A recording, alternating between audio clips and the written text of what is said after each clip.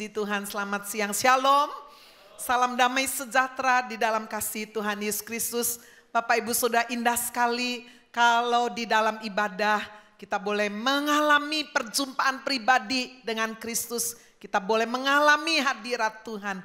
Saudara, untuk itulah dia, Yesus datang ke atas muka bumi ini. Supaya kita yang berdosa, kita boleh percaya dan diselamatkan oleh karya penebusannya yang ajaib di atas kayu salib.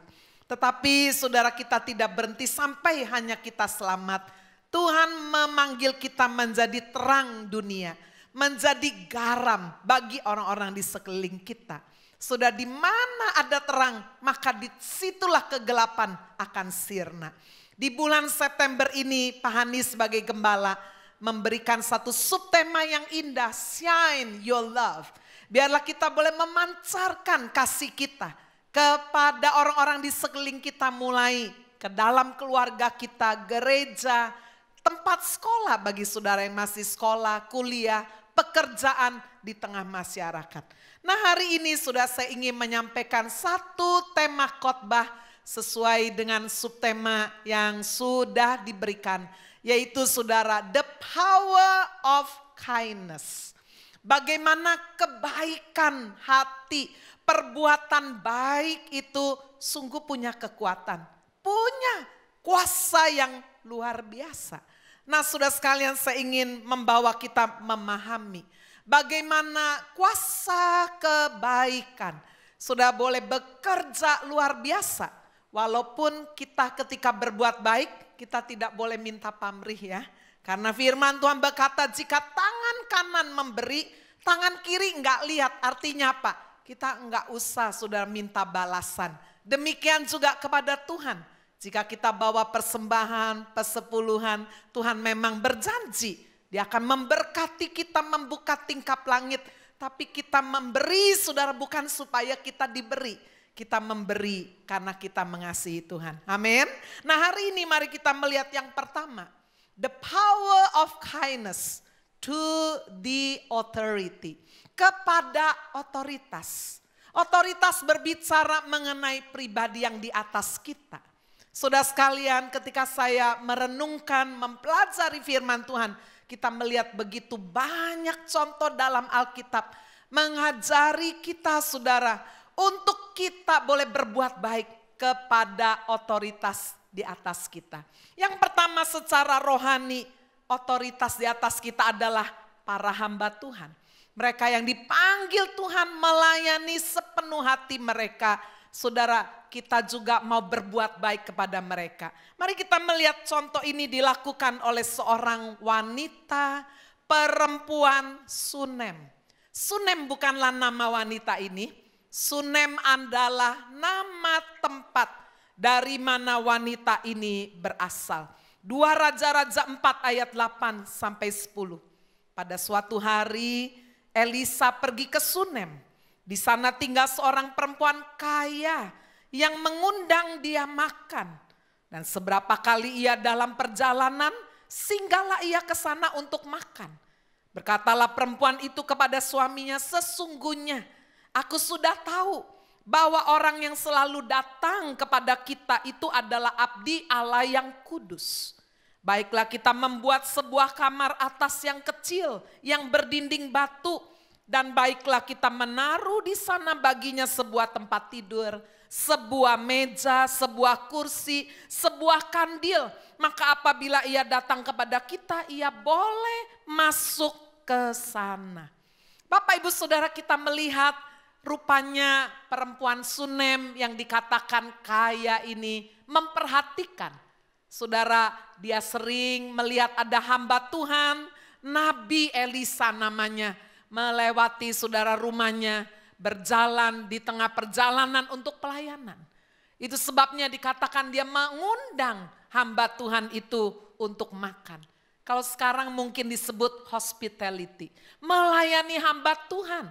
Saudara-saudara mungkin menjemput, mengantar, traktir makan mungkin ya kira-kira. Menyediakan rumah, sebab sudah zaman dulu belum ada hotel. Tetapi saudara, wanita kaya ini adalah juga wanita yang cerdik. Sebab dia tidak langsung ketemu hamba Tuhan, langsung bikin kamar di atas rumahnya, tidak. Tetapi setelah berkali-kali berjumpa, dikatakan taulah dia bahwa ini adalah abdi Allah yang kudus. Hamba Tuhan yang kudus. Tidak menutup kemungkinan memang saudara, mungkin sekali ada hamba Tuhan yang tidak kudus ya. Hamba Tuhan yang mungkin sudah tidak selalu punya motivasi yang tulus. Tetapi sudah perempuan Sunem ini menjumpai bahwa Elisa adalah seorang nabi hamba Tuhan yang kudus. Itu sebabnya dia melayani dengan segenap hati. Bahkan saudara, dia berdiskusi dengan suaminya dan membuatkan sebuah kamar kecil di atas lotengnya, menyediakan tempat tidur, meja, kursi, dan juga lampu ya, zaman dulu disebut kandil. Bapak Ibu sudah luar biasa. Kalau saudara baca terus apa yang dilakukan sudah oleh Nabi Elisa, kita melihat ini sebagai the power of kindness. Perbuatan baik itu seperti satu benih yang kita tabur. Yang mungkin bukan hari ini kita menuainya, minggu depan, bulan depan, tahun depan, belum tentu. Tetapi saya percaya, saudara, jika kita menabur yang baik, pasti kita akan menuai kebaikan. Satu kali Elisa berkata kepada perempuan Sunem ini, engkau sudah begitu baik kepadaku, apa yang aku bisa berikan? Tentu aja saudara, hamba Tuhan ini gak bisa kasih persembahan uang, sebab perempuan Sunem jauh lebih kaya. Tapi dia berkata, apakah saya bisa kasih kamu informasi atau mempertemukan dengan raja? Ya, zaman dulu nabi-nabi ini sering dipanggil raja untuk mendoakan negara mereka, bangsa mereka. Jadi Nabi Elisa kenal raja-raja, siapa tahu dipertemukan, mungkin ada bisnis yang baru, mungkin ada lapangan usaha yang baru, kira-kira begitu. Tetapi saudara, perempuan Sunem ini menjawab berkata, enggak usah, saya mau tinggal di sini aja, saya enggak mau lagi lebarkan usaha bisnis, kira-kira begitu. Saudara-saudara sekalian, apakah Nabi Elisa tinggal diam? Tidak. Dia sangat ingin untuk berbuat, membalas kebaikan perempuan Sunem ini. Itu sebabnya di dalam 2 Raja-Raja 4 ayat 14. Berkatalah Elisa, apakah yang dapat kuperbuat baginya? Elisa tanya kepada asistennya, namanya Gehasi. Coba sih tanya apa nih? Aku ingin balas nih. Gehasi, sudah biasanya asistennya lebih tahu ya. Dia itu enggak punya anak. Suaminya juga udah tua. Secara realita kenyataan rasanya udah gak mungkin bisa punya anak. Nah saudara, Elisa mengerti. Itu sebabnya dia berdoa. Dan luar biasa. Doa hamba Tuhan ini dikabulkan Tuhan. Sudah dikatakan di ayat 17, mengandunglah perempuan itu lalu melahirkan seorang anak laki-laki. Pada waktu seperti itu juga pada tahun berikutnya seperti yang dikatakan Elisa kepadanya. Bapak Ibu saudara-saudara sekalian, the power of kindness dialami saudara oleh perempuan Sunem ini. Saya yakin mungkin dari awal ketika perempuan Sunem ini traktir makan, menunggui, meladeni, membuatkan saudara tempat tinggal di atas lotengnya. Enggak ada maksud saudara, tiba-tiba supaya berharap dia bisa dapat mujizat. Enggak ada harapan itu.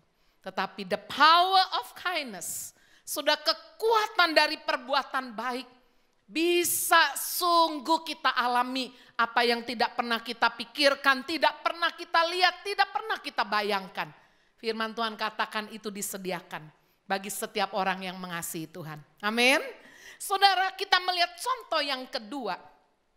Otoritas di dalam keluarga berbicara suami. Saudara-saudara sekalian, seorang wanita, seorang istri di luar rumah, dia mungkin bisa memiliki pekerjaan yang lebih baik dari suaminya. Mungkin bisa lebih hebat, dia mungkin bisa jadi pemimpin perusahaan, bisa jadi arsitek, mungkin dia bisa jadi desainer yang luar biasa. Tetapi di dalam rumah tangga, tetap posisi kepala, bukan istri yang lebih pintar, lebih kaya dan lebih segalanya. Posisi kepala tetap adalah suami. Amin. Nah saudara, penundukan diri seorang istri kepada suami merupakan perintah Tuhan. Saudara-saudara sekalian, tetapi bagaimana kalau suaminya tidak baik? Bagaimana kalau suaminya kasar? Atau mungkin suaminya sudah menyakiti? Seringkali ini juga menjadi alasan rumah tangga yang tidak langgeng, rumah tangga yang dingin, bahkan tidak jarang berujung perceraian. Karena mungkin istrinya merasa suaminya sudah mengkhianati, suaminya mungkin sudah melakukan hal yang jahat. Nah hari ini kita melihat the power of kindness dari seorang istri kepada suami. Saudara, nama perempuan itu adalah Abigail. Kalau saudara melihat di dalam 1 Samuel pasal 25. Sudah di situ kita menerima informasi Abigail adalah seorang wanita yang cantik, yang bijaksana. Dia punya suami yang kasar, jahat, medit lagi saudara ya. Padahal suaminya ini sangat amat kaya, punya ribuan kambing domba, punya lahan yang sangat luas sekali. Pada suatu kali Raja Daud yang sedang dikejar oleh Saul melarikan diri beserta dengan kurang lebih 600 tentara. Pasti mereka membutuhkan makan, minum. Saudara, pas pada waktu itu sedang masa pengguntingan bulu domba. Tentaranya menjaga tidak mengganggu satupun dari pegawai Nabal ini. Saudara, tepat pada hari raya Daud mengutus salah satu tentaranya untuk meminta makan minum buat tentaranya yang banyak ini. Bukan kami sudah menjaga, mengawal, tidak ganggu, kasih makan dong. Tetapi saudara, Nabal bukan hanya tidak mau memberi, Nabal sangat menghina Daud. Nabal sangat merendahkan Daud. Saudara-saudara sekalian, berita ini dibawa oleh tentara Daud, disampaikan. Kita nggak bisa dapat makan roti dan minum untuk tentara yang sebanyak ini. Bahkan dia memaki-maki Daud. Wah, Daud seorang raja. Udah diurapi Tuhan, dia punya kuasa loh. Sudah suskan, dia marah sekali dan dia bersumpah untuk menghancurkan, membunuh Nabal beserta dengan semua anak laki-laki dan pegawai-pegawai laki-lakinya. Ketika berita ini saudara didengar oleh para pegawai Nabal, mereka pasti takut sekali. Kemana mereka memberi laporan? Kepada istri Nabal, Abigail yang cantik dan bijaksana. Ketika mendengar berita ini, saudara, bisa saja sebagai seorang istri dia juga menerima perlakuan yang kasar dan jahat dari suaminya. Bisa saja dia berkata dalam hatinya, wah ini kesempatan ini. Biar suamiku mati di tangan Daud aja, bukan tangan saya. Bisa aja kan? Saudara, ini kesempatan nih, Tuhan mau balas, bisa aja. Tapi kita membaca bagaimana Abigail tidak melakukan ini. The power of kindness. Mari kita melihat itu 1 Samuel 25 ayat 18. Lalu segeralah Abigail. Dia tidak tunda-tunda, dia tidak bingung. Aduh tolong apa enggak, tidak. Segeralah Abigail. Mengambil 200 roti, 2 buyung anggur. Kalau saya membaca saudara, 1 buyung anggur itu 100 liter. Wow ya, 2 buyung anggur 200 liter sangat cukup saudara untuk 600 orang. Ya, jadi saudara, Abigail ini membawa bahan makanan dan minuman sangat berlimpah-limpah. Membawa 5 domba yang telah diolah, 5 sukat bertih gandum. Saudara, 1 sukat itu kurang lebih 12 kilo. Berarti dia bawa 60 kilo gandum, 100 buah kue kismis, 200 kue ara. Dimuatnya semuanya ke atas keledai. Saudara, Abigail tidak hanya bawa makanan untuk meredakan kemarahan Daud loh. Saudara, kalau lihat orang marah, apa cukup dikasih makan, ditraktir makan udah terlanjur marah ini? Bisa enggak? Bisa dibanting semua kan? Apa yang dilakukan Abigail inilah yang luar biasa. Ketika dia berhadapan dengan Daud, sebetulnya dia meresikokan hidupnya. Dia bisa dibunuh. Begitu diketahui bahwa dia adalah istri Nabal. Tetapi saudara, kita membaca bagaimana sikapnya yang merendahkan diri di hadapan Daud. Saudara bisa baca itu dalam 1 Raja-Raja pasalnya yang ke-20, 1 Samuel pasal yang ke-25 itu. Bagaimana saudara Abigail ini merendahkan hati, bersujud di hadapan Daud. Waduh, meminta ampun sehingga bahkan dia berkata, Tuanku Raja, biarlah aku saja yang menanggung kesalahan daripada suamiku. Aku sajalah ya Tuanku yang menanggung kesalahan itu. Wow, di sini istri-istri kalau punya suaminya jahat, kasar, pelit, saudara mau menanggung kesalahan suami? Coba jujur. Wah, gak gampang ya. Tapi ini dilakukan lu oleh Abigail. Saudara, bukankah suami istri itu satu? Kasih itu menutupi kesalahan. Saudara, dia tidak berkata memang ini salah sekali suamiku, biar dia mati aja dah. Nanti aku bisa kawin lagi dapat suami yang lebih kaya. Enggak. Abigail seorang wanita yang begitu baik. Sudah dia merendahkan hati. Dia bersujud di depan Daud. Aku menanggung salah ini. Dia bisa dibunuh. Tetapi luar biasa, the power of kindness. Apa yang dilakukan oleh Abigail, kata-katanya yang merendahkan hati. Meredakan kemarahan Daud. Apa sudah yang diperoleh Abigail luar biasa. Di dalam 1 Samuel 25 ayat 32 dikatakan, berkatalah Daud kepada Abigail, terpujilah Tuhan Allah Israel yang mengutus engkau menemui aku pada hari ini. Terpujilah kebijakanmu. Wow, di sini pemuda-pemuda kalau belum menikah, jangan cuma cari istri cantik fisiknya. Ya, kalau tidak bijak dia nggak akan jadi penolong lu. Akan merongrong hidupmu seumur hidupmu. Aduh, merongrong tukang nodong lagi. Waduh, ya, saudara, carilah yang bijaksana, yang takut Tuhan. Saudara Daud berkata, terpujilah kebijakanmu, terpujilah engkau sendiri. Bahwa engkau pada hari ini menahan aku daripada melakukan hutang darah. Jangan jadi istri malah manas-manasi suami, itu pak, itu.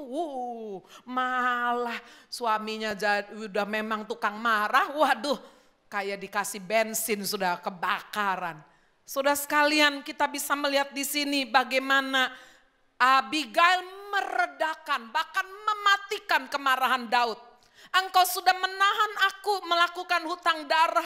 Mestinya kalau engkau tidak cegah aku akan datang menemui suamimu dan tidak ada satu laki-laki tinggal hidup pada Nabal sampai fajar menyingsing.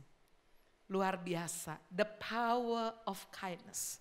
Menyelamatkan saudara suaminya Nabal, menyelamatkan anak laki-lakinya, menyelamatkan pegawai laki-lakinya.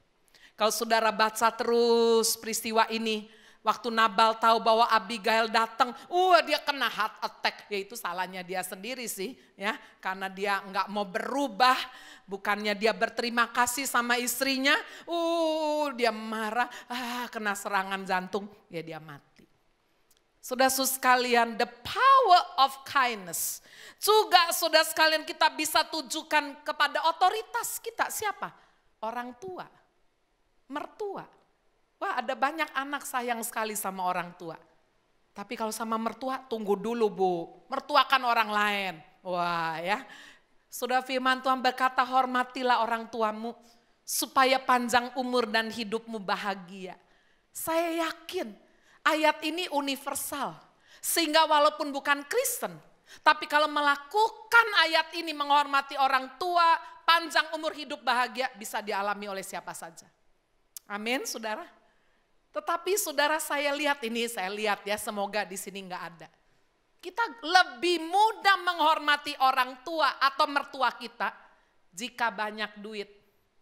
Jika orang tua dan mertuanya hentuo cien, wah, it's easy, gampang, dituntun, hati-hati ya, apa jatuh, tak antar ke dokter. Kalau orang tua mertua kaya mau ke dokter, rebutan, semua mau. Oh di sini nggak ada, ya nggak ada yang ngaku kali saya.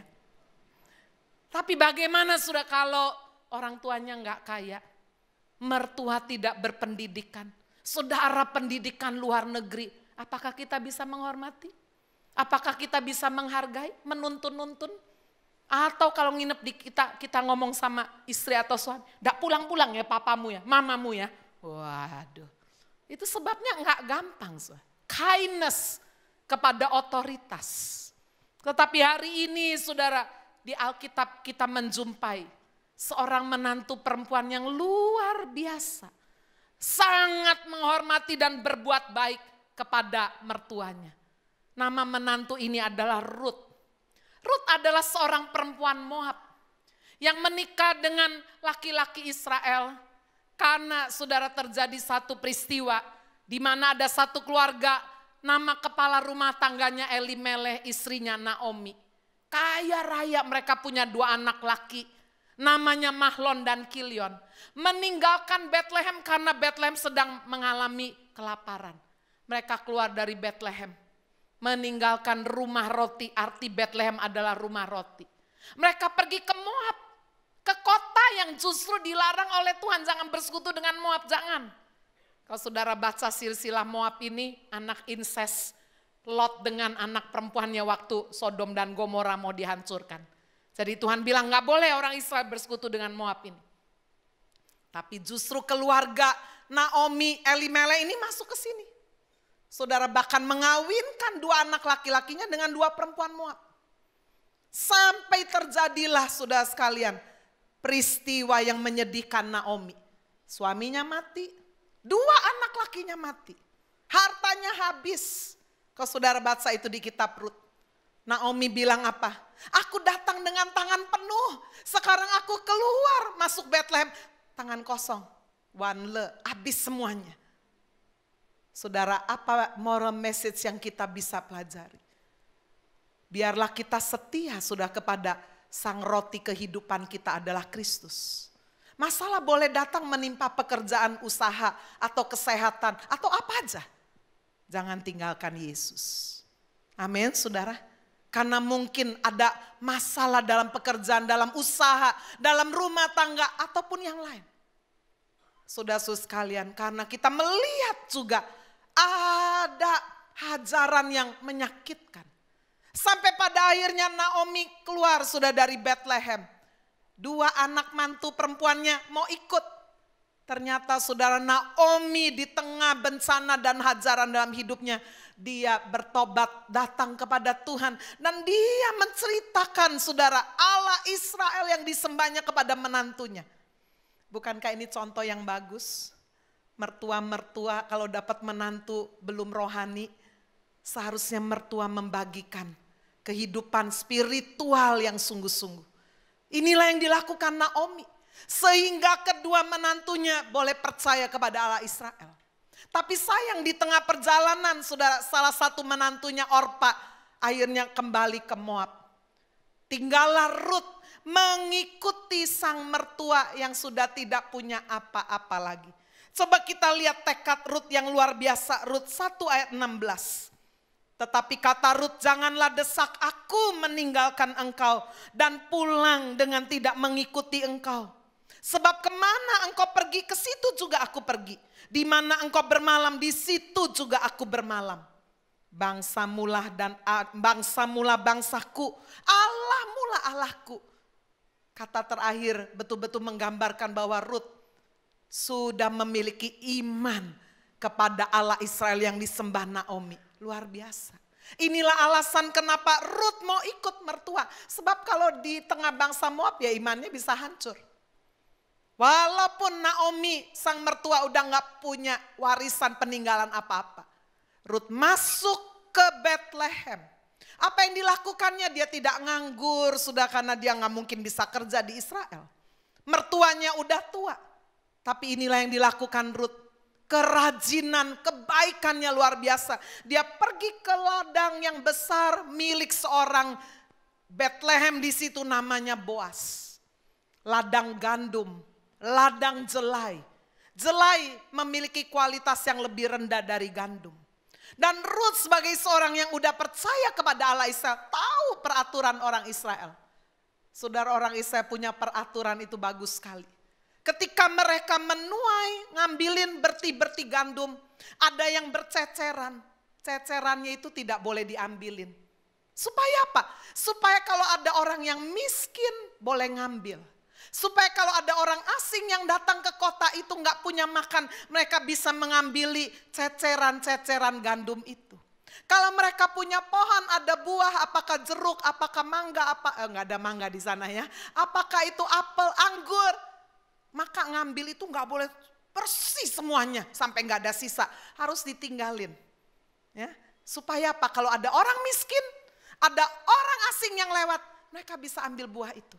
Wow, apakah saudara sering meninggalkan sisa-sisa yang baik untuk membantu kita, untuk orang-orang di bawah kita? Atau sikat habis, makanan yang enak masuk kulkas lagi, sampai udah bau, buang. Berapa banyak kita seringkali nggak memikirkan kebaikan untuk orang-orang sekeliling kita. Saudara punya kue yang enak, wah untuk sendiri, sampai dibiarin, sampai bau, buang. Kenapa kita tidak memberikan saudara yang baik? Ada remah-remah yang baik, jangan yang udah bau lo ya. Kita bisa berikan. Bukan cuma makanan, mungkin pakaian, mungkin uang sudah untuk bisa menolong orang-orang bawahan, kita juga bisa melanjutkan pendidikan bagi anak-anak mereka. Sudah, ini prinsip yang indah sekali. Ruth sungguh-sungguh menunjukkan kebaikannya, dia bekerja sehingga dia dan mertuanya bisa makan. Perbuatan baiknya ini didengar oleh Boas. Kita melihat the power of kindness dari seorang yang bernama Ruth, luar biasa. Tuhan menganugerahkan ke dalam kehidupannya seorang penebus, membeli dia. Tapi bukan hanya sekedar menebus, Ruth dijadikan istri Boas. Dia memiliki suami yang kaya raya. Coba kita membaca Ruth pasal 4 ayat 13. Lalu Boas mengambil Ruth dan perempuan itu menjadi istrinya. Dihampirinya lah dia, maka atas karunia Tuhan perempuan itu mengandung lalu melahirkan seorang anak laki-laki. Sebab itu perempuan-perempuan berkata kepada Naomi, terpujilah Tuhan yang telah rela menolong engkau pada hari ini dengan seorang penebus. Termasyurlah kiranya nama anak itu di Israel. Luar biasa. Sekarang Ruth jadi istri konglomerat. Tapi enggak berhenti sampai di situ, the power of kindness. Seorang yang rela berkorban meninggalkan kenyamanan di negerinya. Dia mau masuk ke tempat yang mungkin di situ dia akan dibuang. Hari-hari ini saya banyak mendengar berita orang-orang dari iman yang lain masuk ke Kristen. Sampai di penjara. Ditinggal saudara oleh istri dan anak-anaknya. Bahkan ketika dia menengok istrinya ambil gunting mau bunuh suaminya. Tetapi mereka bertahan di dalam iman. Dan Tuhan tidak sia-siakan ketekunan keyakinan iman mereka. Kita melihat bagaimana yang dilakukan oleh Ruth ini luar biasa. Dia tidak hanya menjadi istri daripada Boas. Tetapi dia menjadi nenek buyut Daud. Sebab pernikahannya dengan Boas melahirkan Obed. Obed adalah ayah Isai.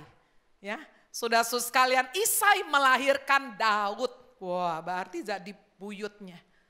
Dan kalau saudara teruskan, keturunan Daud melahirkan Kristus. Di dalam silsilah Kristus kita membaca nama Ruth, orang Moab ini tercatat. The power of kindness. Tidak sia-sia. Bapak, Ibu, saudara-saudara sekalian, sekarang kita melihat pada bagian yang kedua. Bagaimana saudara kebaikan kita bukan hanya to the authority, but to other people, to the others, kepada orang-orang di sekeliling kita. Saudara sekalian, secara umum kita berpendapat bahwa orang yang bisa berbuat baik, banyak memberi adalah orang kaya. Orang miskin biasanya susah memberi. Karena untuk dirinya sendiri aja dia kurang. Apalagi memberi. Apakah benar? Belum tentu. Nah, hari ini saya ingin buktikan. Bagaimana saudara orang yang miskin tertolak terbuang justru berbuat baik. Mari kita melihat contoh ini. 4 orang kusta. Saudara suskan kalau saudara membaca di dalam 2 Raja-Raja pasal yang ke-6. Ini menjadi satu latar belakang peristiwa ketika bangsa Israel, Raja Israel dikuasai oleh tentara Aram.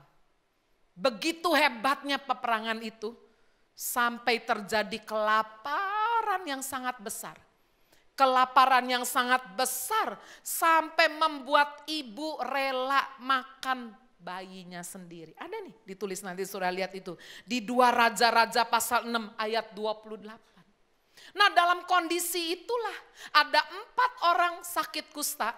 Tinggalnya saudara di luar kota karena orang sakit kusta tidak boleh di dalam kota. Tinggal di luar pintu gerbang. Lalu mereka bicara satu dengan yang lain. Kita kalau diem di sini aja nggak ada yang dimakan, kita mati lu kelaparan. Kita terobos saja udah perkemahannya orang Aram. Untung-untungan ada 2 kemungkinan.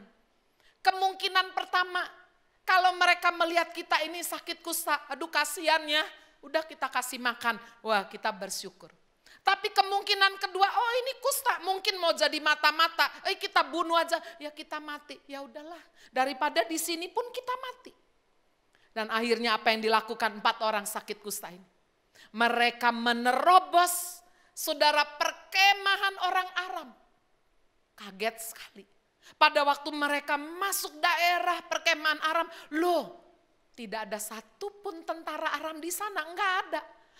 Apa kuda-kudanya, keledai-keledai tertambat semua, pakaian-pakaian bagus-bagus ditinggal, makanan, minuman banyak sekali berlimpah-limpah. Wah, mereka kaget, apa yang terjadi? Kalau saudara baca peristiwa itu di ayat 6, 2 Raja-Raja pasal 7 dikatakan, Tuhan membuat malam sebelumnya itu orang-orang Aram ini mendengar seperti ada bunyi kereta, bunyi kuda, bunyi tentara yang besar, sehingga tentara-tentara Aram dan raja ini cepat-cepat melarikan diri, nggak pakai kuda lagi, keledai ditinggal, makanan, minuman berlimpah-limpah ditinggal semua. Itu terjadi. Luar biasa. Sampai hari ini saya percaya bahwa Tuhan sanggup berperang bagi orang benar. Amin.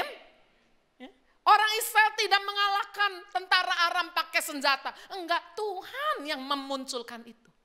Siapa yang menyangka? Jadi sudah 4 orang sakit kusta ini benar-benar pesta. Malam itu mereka makan, wah mereka ngangkutin barang-barang. Tetapi lihat, orang yang sakit kusta yang selama ini dihina, dibuang, di-reject, ditolak. Ternyata mereka juga bisa berbuat baik.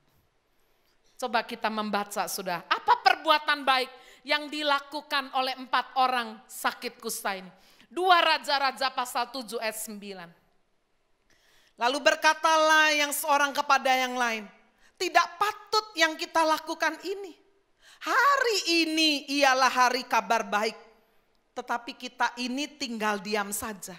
Apabila kita menanti sampai terang pagi, maka hukuman akan menimpa kita. Jadi sekarang marilah kita pergi menghadap untuk memberitahukan hal itu ke istana raja. Inilah perbuatan baik yang dilakukan oleh 4 orang sakit kusta. Saudara, kalau sudah dijahati orang, ditipu orang, dihina orang, saudara sanggup berbuat baik? Hari ini saudara kita belajar. Saudara boleh pilih semua kitab agama yang ada di dunia ini. Hanya Kristus yang pernah berkata, kasihilah musuhmu. Berbuatlah baik dan berdoalah bagi mereka yang menganiaya kamu. Bapak Ibu Saudara, Kristus menjalankan hal itu. Hari ini kita belajar bagaimana 4 orang sakit kusta memberkati bangsa Israel, memberitahu ada berita ini sehingga tentara Israel datang dan kelaparan pun terhenti. Saudara, 4 orang sakit kusta bisa menyelamatkan satu bangsa yang besar. Luar biasa. Saya ingin tunjukkan saudara satu cerita dari seorang pensiunan angkatan laut. Namanya adalah Don Ritchie. Coba munculkan foto Don Ritchie yang berusia saudara kurang lebih 80 tahun ini. Siapa Don Ritchie? Dia adalah pensiunan angkatan laut. Saudara-saudara sekalian, di Australia itu ada satu tempat favorit, di mana tempat itu sering dipakai untuk orang bunuh diri. Nama tebing yang curam itu adalah The Gap. Coba lihat. Nah ini, saya pernah dibawa oleh Pak Hani, punya saudara banyak ya di Australia. Dibawa ke sini. Wah ini banyak sekali katanya orang bunuh diri. Ini namanya The Gap.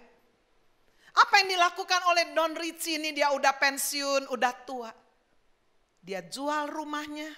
Dia beli rumah sudah persis di depan The Gap ini. Sehingga jika pagi dia buka jendela, jika ada orang pagi-pagi ke sana ngapain? Oh dia cepet-cepet naik ke situ. Dia ajak bicara saudara orang itu, apakah ada sesuatu yang bisa kulakukan untuk membantu Anda? Kedengarannya memang sederhana, tapi trik ini selalu berhasil. Don akan mengajak orang itu berbincang, mengajaknya mampir ke rumahnya, minum teh, sarapan pagi. Aduh, sampai orangnya akhirnya jujur, aduh saya mestinya tadi itu mau terjun, mau bunuh diri. Aduh kok bisa ya Tuhan kirim Anda ini udah tua. Waduh, disitulah dia mengkonseling orang ini. Don Ritchie, orang biasa. Dia bukan pendeta. Apa urusannya? Siapa yang mau bunuh diri? Aduh aku kenal pun tidak.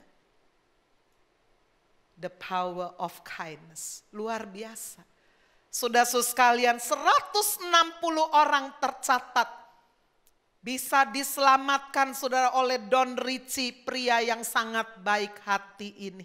Sehingga saudara pemerintah Australia menjuluki dia Angel of the Gap. Don Ritchie pernah mendapatkan award, medali dari pemerintah Australia 2 kali, 2006, 2010.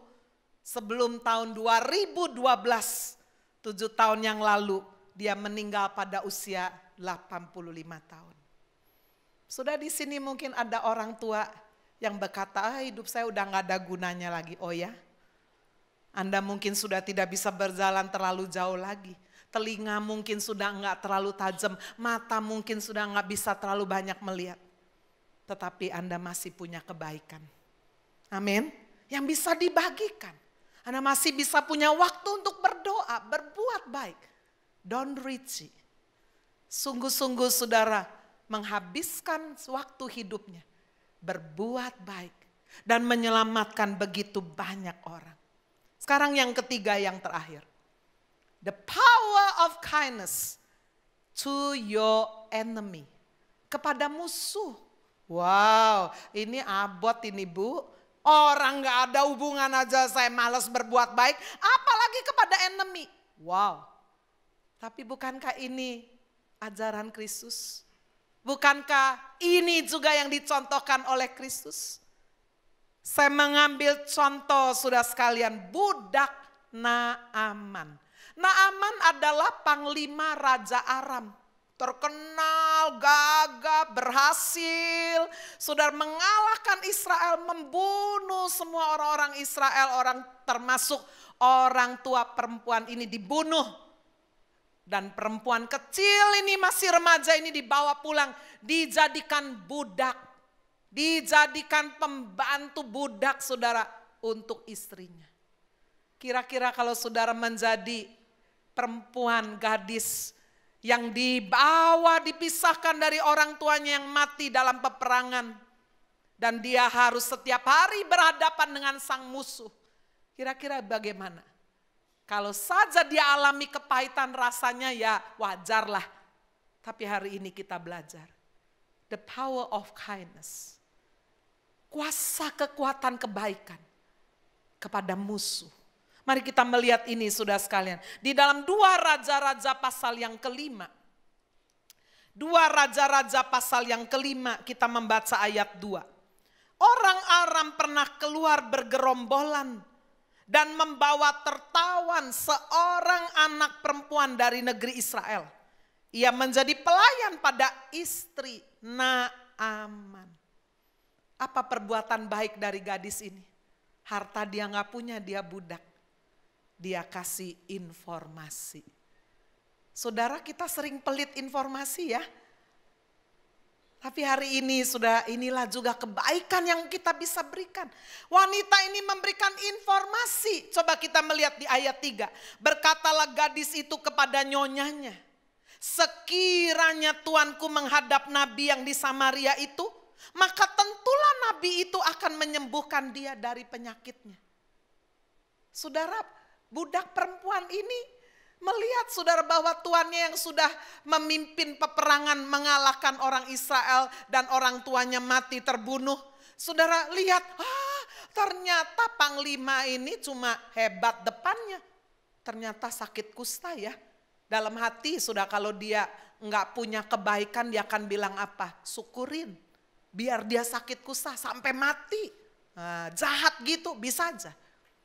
Tapi apa yang dilakukan oleh pelayan perempuan ini luar biasa. Dia kasih informasi kepada istri Naaman. Di Samaria tuh ada hamba Tuhan. Bisa berdoa. Mungkin Tuhan mau pakai berdoa untuk suamimu Naaman. Bisa menyembuhkan. Wah, luar biasa. The power of kindness. Naaman kok bisa juga percaya saudara sama omongnya pelayan perempuan ini. Dia bisa aja dalam hati, aku sudah berbuat jahat sama keluargamu, jangan-jangan kamu mancing saya ini. Percaya, dia pergi. Dan hasilnya apa? Kita tahu semua cerita Naaman. Bagaimana saudara kustanya sembuh ketika dia taat membenamkan diri 7 kali di sungai Yordan. Tapi bukan hanya itu saudara cerita akhirnya. Cerita akhirnya adalah bagaimana saudara Naaman percaya kepada Allah Israel. 2 Raja-Raja 5 akhirnya berkatalah Naaman, jikalau demikian biarlah diberikan kepada hambamu ini tanah sebanyak muatan sepasang bagal. Artinya apa ya? Supaya tanah itu bisa dia sembahyang gitu kepada Allah Israel. Sebab hambamu ini tidak lagi akan mempersembahkan korban bakaran atau korban sembelihan kepada Allah lain, kecuali kepada Tuhan. Wow, the power of kindness. Saya percaya sudah dengan tema shine your love. Melalui perbuatan baik yang kita berikan sudah mungkin kepada orang yang menghina, menipu, menghancurkan hidup kita. Mungkin mereka berbeda iman, mungkin mereka memiliki suatu budaya yang berbeda, suku bangsa yang berbeda. Tapi the power of kindness bisa menyelamatkan musuh kita loh. Saya akan tutup sudah dengan kisah nyata yang terakhir ini. Paus Yohanes Paulus II pernah ditembak pada tanggal 13 Mei 1981. Pelakunya adalah seorang residivis asal Turki. Namanya adalah Mehmet Ali Akka. Saudara, 4 peluru bersarang di tubuh Paulus Yohanes II. Seharusnya pasti mati. Sebab 2 peluru kena di perutnya dan 2 kena di tangannya. Lukanya sangat parah. Dan saudara sekalian, orang Turki yang bernama Mehmet Ali ini kena penjara seumur hidup. Peristiwa ini terjadi tahun 1981.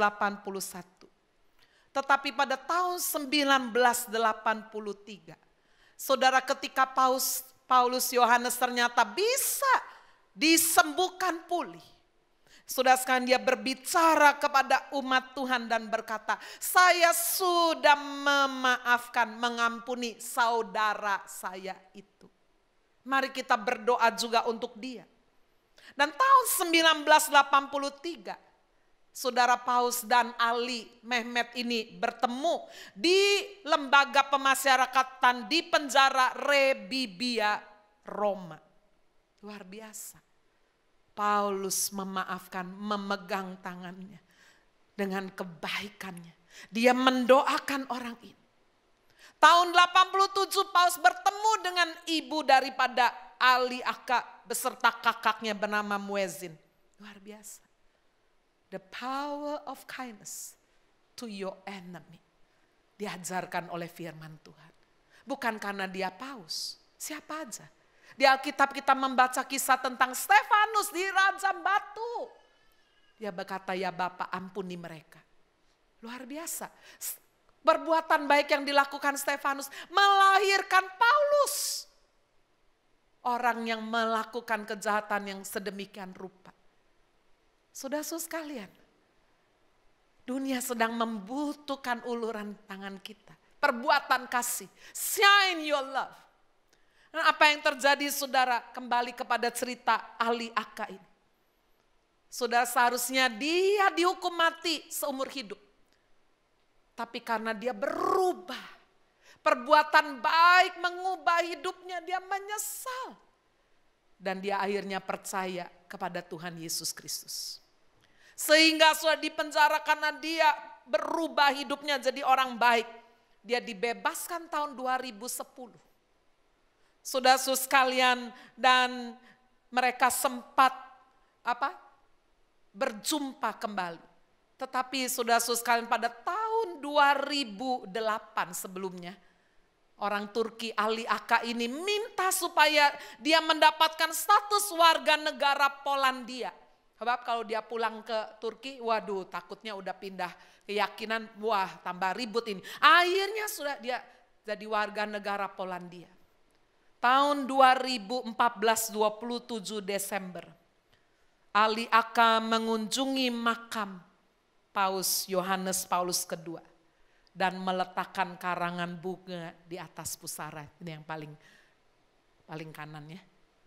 Bapak Ibu Saudara, Tuhan mengajarkan kita, share your life, share your love. Bagikan kebaikan kita. Karena di balik kebaikan ada kekuatan, ada kuasa. Bukan hanya untuk kita. Seperti cerita perempuan Sunem dapat anak. Bukan hanya saudara, bagi diri kita, tapi bagi bangsa. Bahkan saudara, bagi keselamatan seseorang. Amin. Tuhan Yesus memberkati kita semua.